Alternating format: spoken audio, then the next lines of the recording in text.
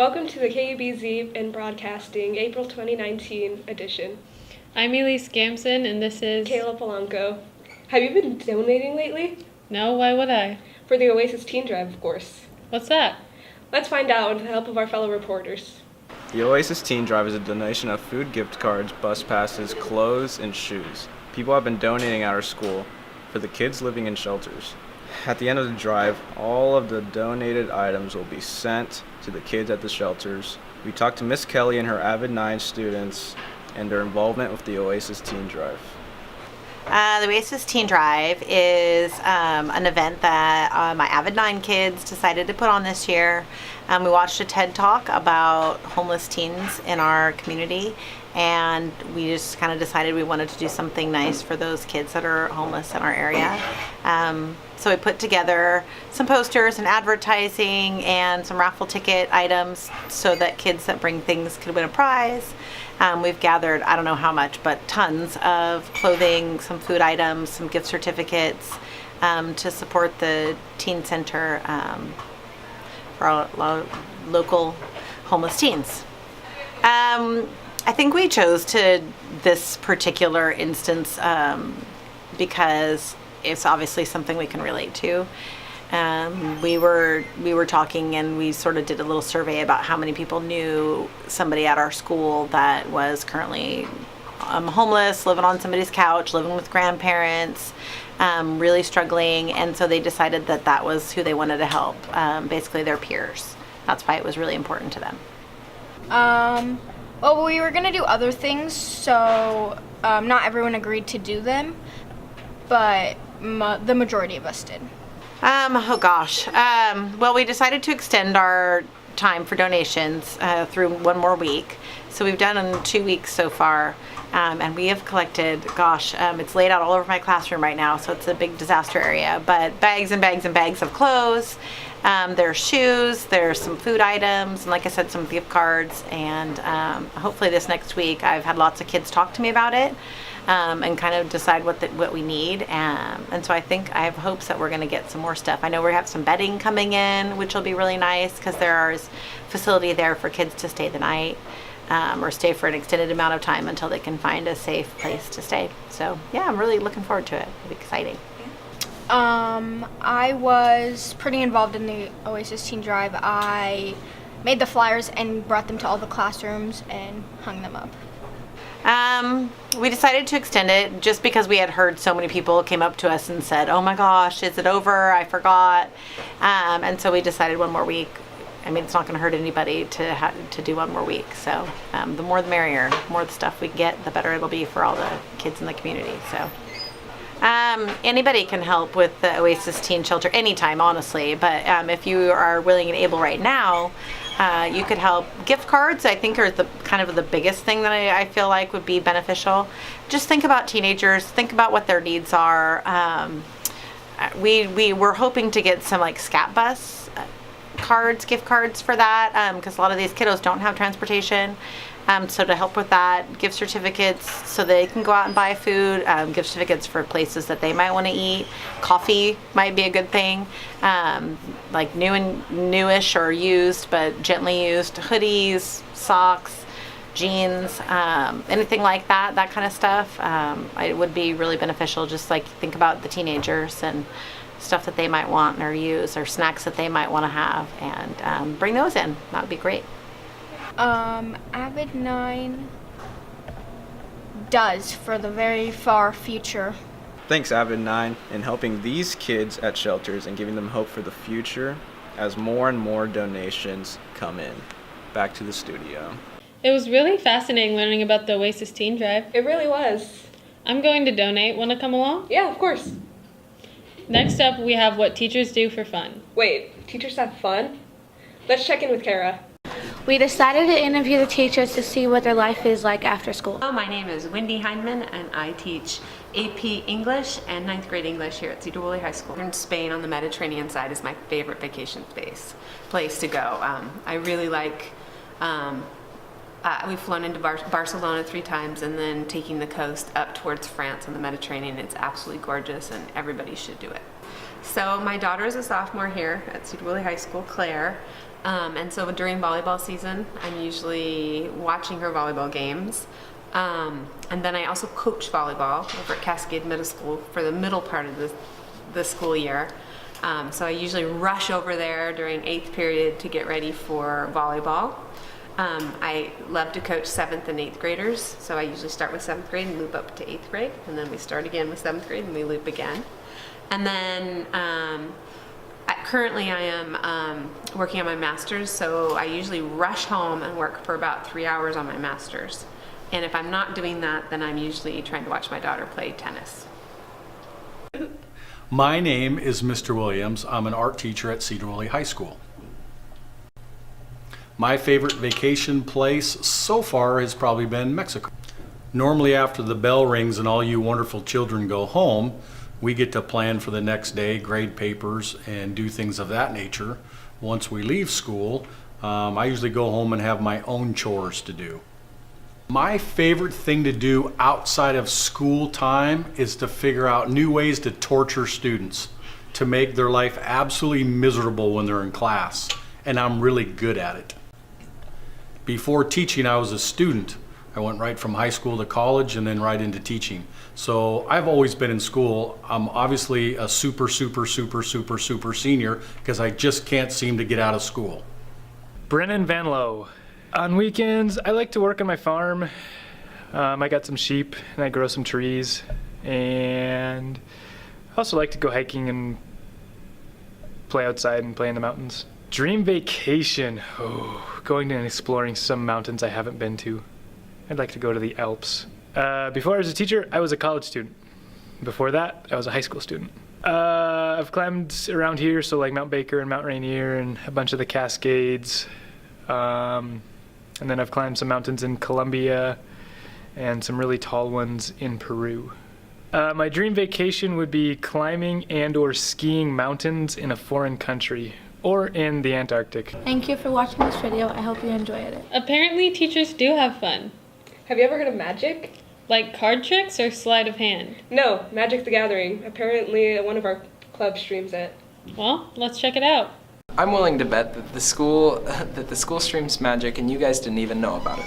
Come talk with me, Logan Gustafson, Richard Urshik, and Jacob Del Bosque about the experience. Magic the Gathering is a competitive card game, sort of like, most people know what Pokemon is. Magic, you summon creatures, you cast spells. The whole point of the game is an attempt to lower your opponent's life total down to 0 to win the game.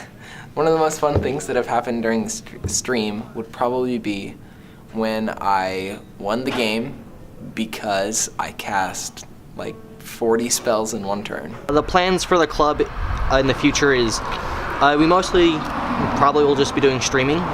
We do it to help out the gaming club, the esports team, so they don't have to pay as much for entry in competitions and tournaments. We began playing because we wanted somewhere to be able to play with our friends and people that we knew at school that couldn't so much hang out outside of school. And we began streaming after we received an idea from Mr. Dilly, the gaming club teacher, of helping them get some more streaming hours in order to get Twitch sponsorships to earn money for the school. So far, we have just streamed Magic. I don't really know why we only stream Magic, probably because that's mostly what we play in club. The most common people who stream at the moment, we have this small group of us consisting of me, myself, Richard Urshig, Logan Gustafson, Mr. Paul Brask, the choir teacher here at the high school, Elijah Sanders, Javier Villalobos, Joey, I feel bad for not remembering, Joey Jennings, sorry. And yeah, it's that general group 6, 7, 8 of us that kind of rotate in and out playing. Now you know more about what some of the clubs in our school do. Thank you. Well, some of that certainly seemed like magic. I know, right? Did you know that fishing season is just around the corner?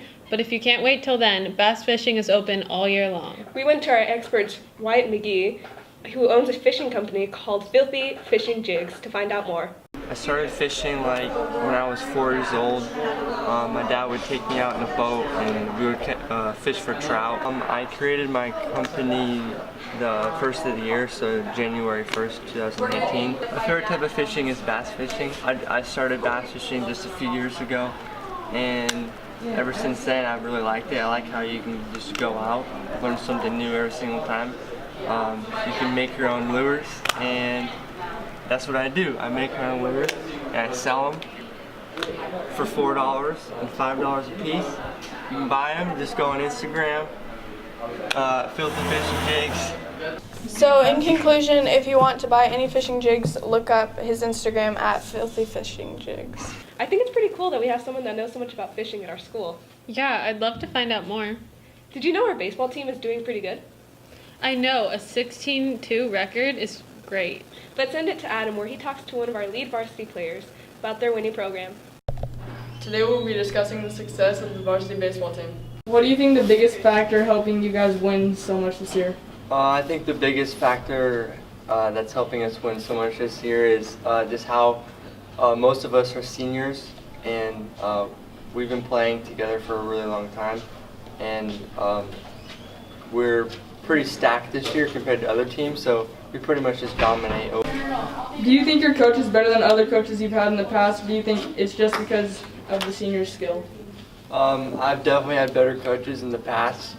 I've played in select league back when I was 12 and 13, and that's where I had like professional coaching. I think yes, since we have a lot of seniors and we've just been playing baseball for a long time, that's why we are doing as good as we are. Do you guys think you're good enough to go to state this year? Yes, I do. I think we have a really good chance, just because once again we're pretty much all seniors. And wow, that's awesome. Thanks for watching.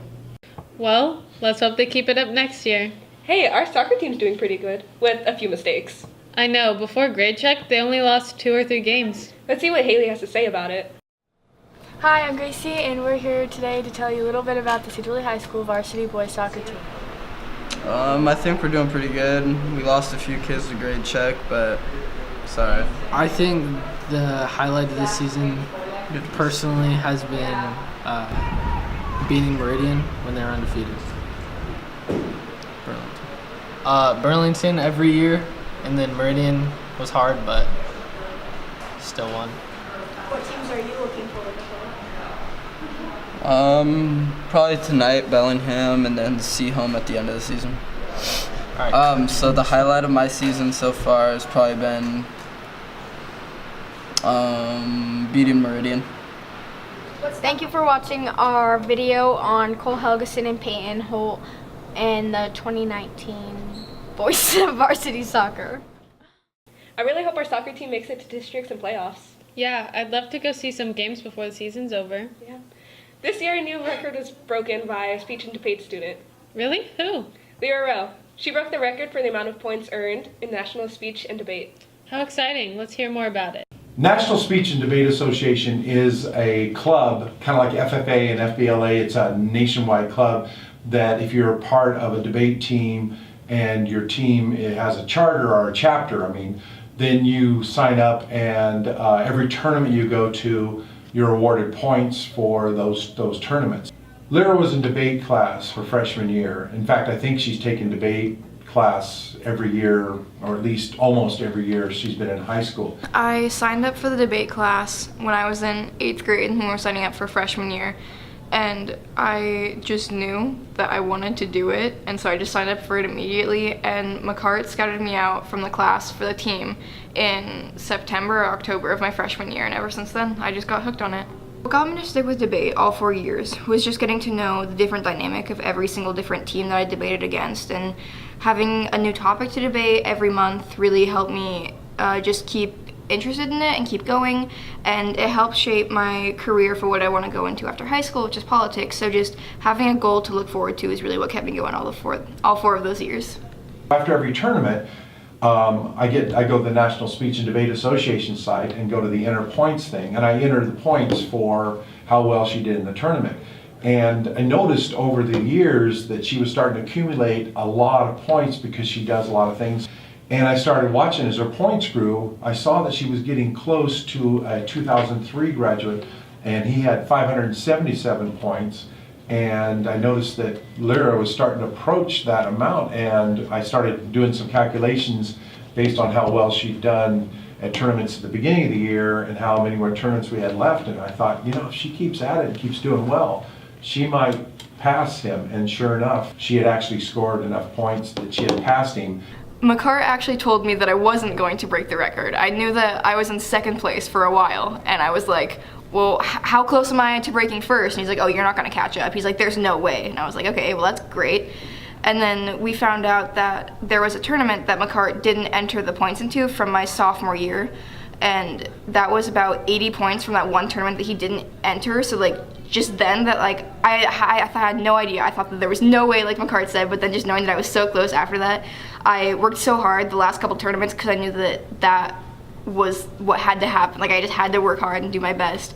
And so once I found out, I was relieved because I knew that all my hard work had paid off, and it just made me feel so incredible. I was so surprised and overwhelmed, but relieved that it all worked out in the end.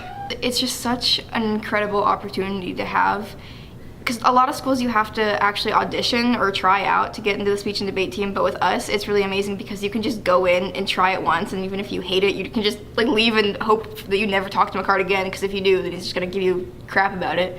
But it's just such an amazing opportunity to have, and it teaches you such amazing life skills, and plus it's really good to put on a resume that you know how to talk in front of people. I think it's really cool that she broke the record. It is. Hey, maybe I should join speech and debate. Like she said, you don't even need to try out, so it's worth a try. Well, that was our broadcast for this month. Join us next month for our final broadcast of the year.